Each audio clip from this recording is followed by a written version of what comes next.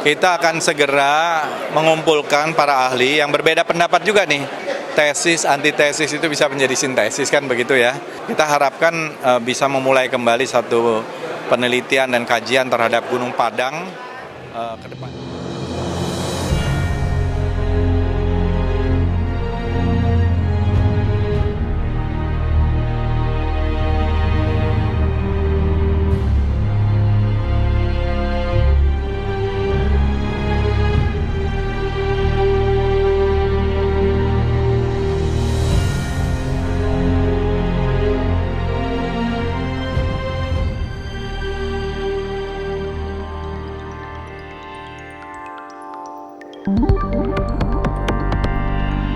Penelitian dan kajian terhadap situs megalitik Gunung Padang bakal dilanjutkan setelah sempat terhenti. Pernyataan itu disampaikan Menteri Kebudayaan Fadly Zon. Pemerintah memprioritaskan penelitian terhadap situs Gunung Padang yang bersejarah ini untuk mengungkap lebih jauh sejarah dan peradaban bangsa.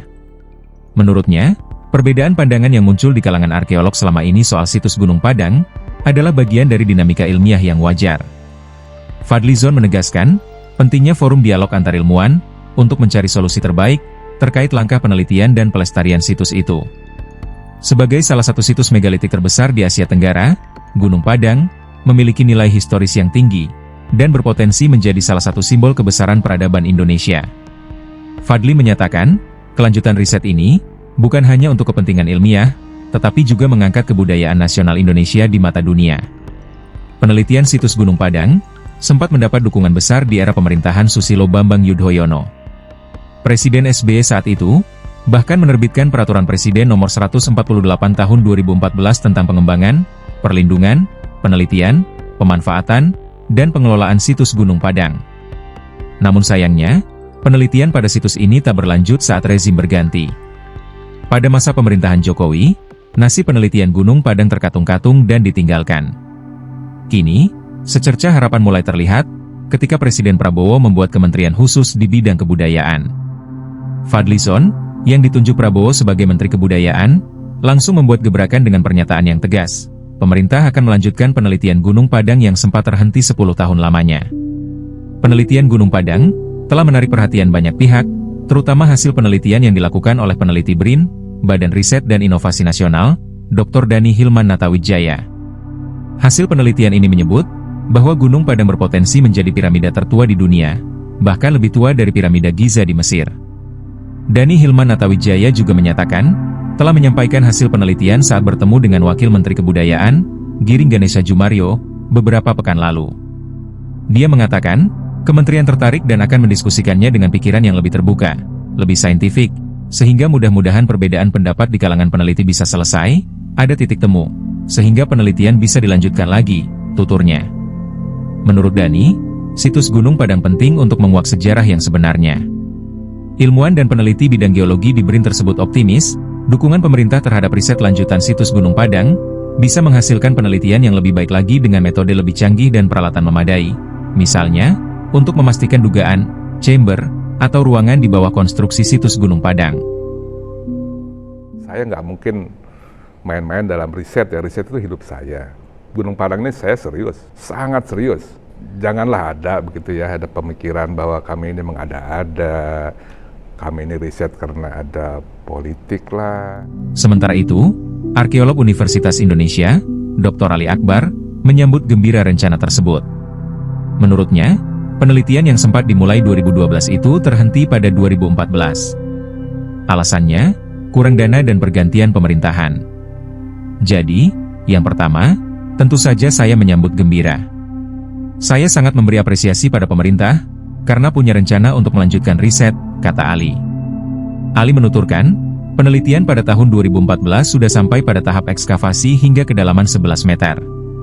Saat melakukan penggalian pada kedalaman 4 meter tersebut, kata Ali, ditemukan lapisan tua yang usianya sekitar 5.900 sebelum Masehi.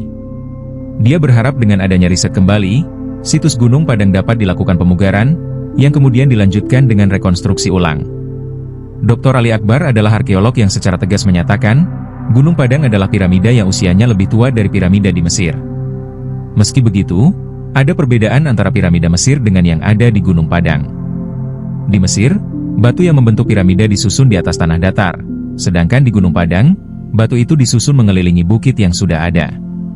Namun, hasil penelitian tersebut tidak diterima sepenuhnya oleh semua pihak. Arkeolog dari Jawa Barat, Dr. Lutfi Ondri meragukan klaim bahwa Gunung Padang adalah piramida kuno yang terkubur. Menurutnya, temuan ini tidak didukung oleh data yang sahih dan mencurigakan, karena tidak ada bukti budaya yang mengarah pada adanya piramida di Indonesia. Lutfi termasuk yang kontra, pada kesimpulan situs Gunung Padang adalah bangunan piramida yang dibuat ribuan tahun silam. Kalau mencari piramida, saya sudah katakan itu tidak ada, sebuah pekerjaan yang sia-sia, katanya menambahkan. Dia menegaskan, tidak akan ikut tim riset yang bertujuan mencari piramida di situs Gunung Padang. Sebagai cagar budaya nasional, menurut Lutfi, riset lanjutan situs itu diharapkannya mengenai pengembangan dan pemanfaatan untuk kesejahteraan masyarakat, sesuai amanat Undang-Undang Cagar Budaya.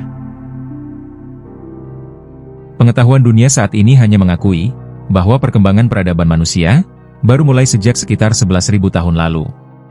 Produk peradaban maju baru terlihat setelah 6.000 tahun lalu atau 4.000 tahun sebelum Masehi, seperti peninggalan bangsa Sumeria di Mesopotamia.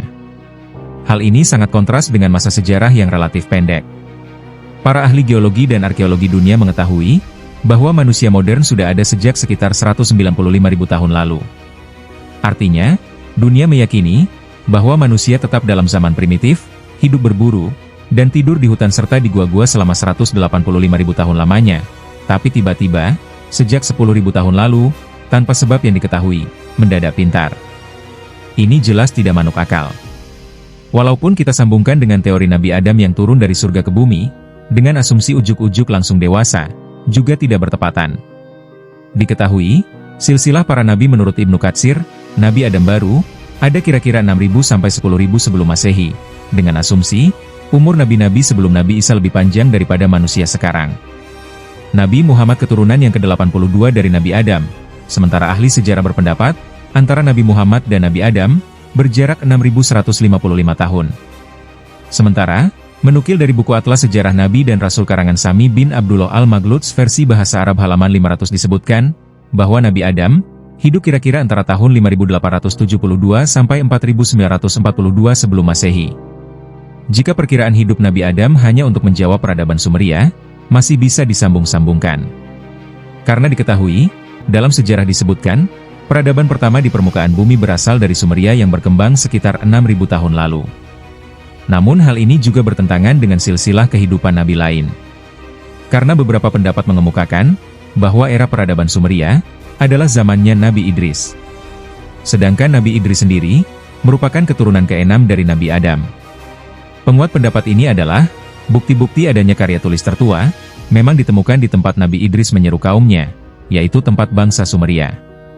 Diketahui pula, peradaban Sumeria, meninggalkan sejarah tentang aktivitas manusia yang tertulis pada tablet tanah liat, mengungkap perilaku manusia kritis, dan menguraikan hubungan antara Dewa Anunnaki dan bangsa Sumeria. Temuan konstruksi bangunan besar yang lebih tua dari 10.000 tahun, seperti di Gunung Padang, sangat kontradiktif dengan dogma ilmiah saat ini. Apalagi untuk Indonesia, yang masa sejarahnya baru dimulai sejak 400 Masehi, yaitu ketika Kerajaan Kutai di Kalimantan. Tidak heran, kalau seorang sejarawan dari kelompok ABG akan mengatakan, bahwa temuan ini mustahil, karena kalau data populasi masyarakat Cianjur diekstrapolasikan ke zaman prasejarah, maka hanya sedikit orangnya, sehingga tidak mungkin mampu membuat bangunan sebesar ini. Pemikiran ini memang logis, tapi terlalu lugu, karena hanya benar jika diasumsikan masyarakat prasejarah tidak pergi dari Cianjur, atau musnah karena suatu bencana besar. Jadi, materi dasar yang dikontroversikan dalam penelitian Gunung Padang, sebenarnya biasa saja, tidak sulit-sulit amat. Tapi implikasinya terhadap ilmu pengetahuan memang luar biasa. Bahkan kelihatannya, tesis tentang peradaban maju di zaman es yang hilang karena bencana katastrofik, masih dianggap tabu oleh dunia pengetahuan. Ini jelas riset yang berat, dan tidak main-main. Masih untung, situs Gunung Padang bukan satu-satunya kasus. Ada situs Göbekli Tepe di Turki, yaitu situs megalitik besar yang asalnya tertimbun tanah di bawah bukit, mirip dengan Gunung Padang, tapi bentuk konstruksinya jauh berbeda. Bangunan Göbekli Tepe ini, juga pembangunannya bertahap dari zaman ke zaman. Lapisan yang paling tua yang sudah digali, berumur sekitar 11.600 tahun. Situs ini terdiri dari batu-batu menhir masif besar, yang terukir sangat bagus di dalam lingkaran-lingkaran bangunan batu. Singkatnya, bangunan Göbekli Tepe tidak mungkin dibuat oleh masyarakat berbudaya primitif, tapi sudah berbudaya tinggi. Menariknya, situs Göbekli Tepe juga ditimbun dengan tanah dan batu dengan sengaja pada sekitar 9.600 tahun lalu, dengan alasan yang masih misterius. Terutama karena pekerjaan menimbunnya, sama sulitnya dibanding dengan membangunnya. Inilah satu-satunya situs besar bangunan kuno di dunia, yang umurnya dapat dibandingkan dengan situs Gunung Padang lapisan ketiga. Seperti yang kita ketahui sebelumnya, penelitian mengklaim bahwa Gunung Padang adalah situs bangunan kuno yang ditumpangkan, berpotensi dibangun pada periode prasejarah berturut-turut. Lapisan ketiga bisa berusia antara 9.500 dan 28.000 tahun. Harus kita akui, cukup banyak arkeolog tidak sudi menulis ulang sejarah peradaban. Mereka tidak setuju keyakinan revisionis sejarah seperti Graham Hancock dari UK yang sempat meneliti dan menyatakan bahwa Gunung Padang merupakan satu di antara bangunan tertua di planet bumi ini. Gunung Padang, mereka anggap sekadar bukit alami. Jikalaupun dianggap sebagai bangunan piramida buatan manusia, maka usianya belum sampai 1000 tahun. Meskipun ada perbedaan pandangan di kalangan peneliti, Gunung Padang tetap menjadi salah satu situs yang penting untuk diteliti lebih lanjut. Sejarah Indonesia, yang selama ini lebih dikenal mulai dari Kerajaan Kutai pada abad ke-4 Masehi, kini dapat diperluas dengan kemungkinan adanya peradaban yang jauh lebih tua. Situs Gunung Padang tetap menjadi simbol penting dalam perjalanan menguak sejarah dan peradaban bangsa Indonesia. Dengan kelanjutan penelitian yang didukung oleh pemerintah, melalui pendekatan ilmiah serta dialog antar ilmuwan, diharapkan misteri situs ini dapat terkuak lebih jelas. Tidak hanya mengungkapkan fakta sejarah, riset ini juga menjadi langkah strategis dalam pelestarian warisan budaya nasional. Melalui sinergi antara pemerintah dan para ahli, Gunung Padang dapat menjadi kebanggaan bangsa sekaligus inspirasi bagi dunia. Sekian materi kali ini, semoga bermanfaat. Terima kasih sahabat cerdas kisah trending telah menyimak, jangan lupa share dan subscribe.